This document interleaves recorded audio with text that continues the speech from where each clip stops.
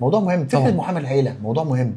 يعني ايه النهارده انا محامي في وسط اصدقائي كتير بيجي لنا تساؤلات وكتير بيجي لنا تساؤلات طبعا ان احنا النهارده عايشين في نواحي، ممكن نقول النواحي المجتمعيه. يعني ايه محامي بيدافع عن مظلوم؟ طب ايه النهارده المحامي دوره النهارده المحامي داخل هو حلقه الوصل ما بين الشعب والسلطه. كلام مظبوط.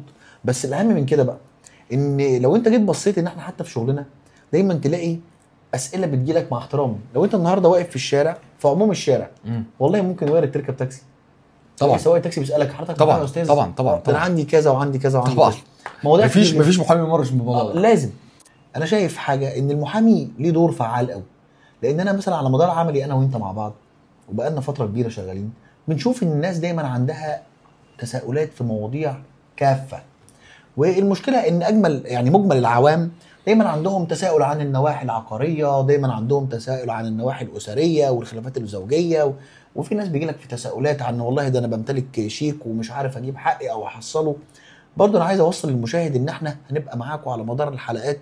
دايما كل حلقه هنمشيها ان هيبقى فيه نوع من انواع التساؤلات، وانتم اللي هتحددوا هنتكلم في ايه.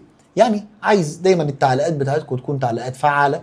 والله انا عندي موضوع كذا حابب نتكلم فيه، احنا هنجهزه وهنطلع ونتكلم فيه ونرد على كل التساؤلات بتاعتكم. خلينا نتكلم في دور المحامي. المحامي دوره ايه في المجتمع المصري؟ حاول برضو نوصل للمشاهد دايما وجود المحامي في حياته ايه دوره. مهم جدا طبعا. طيب هنوضح والله يا نوضح أستاذ للمشاهد محمد، برضو. انا دايما بكون من انصار فكره ان لازم يكون اي شخص بالغ عاقل عامل توكيل لمحامي. ليه؟ اي شخص وارد جدا في اي لحظه يبقى ماشي يقع في مشكله. ابسط حاجه موضوع تشابه الاسماء ده.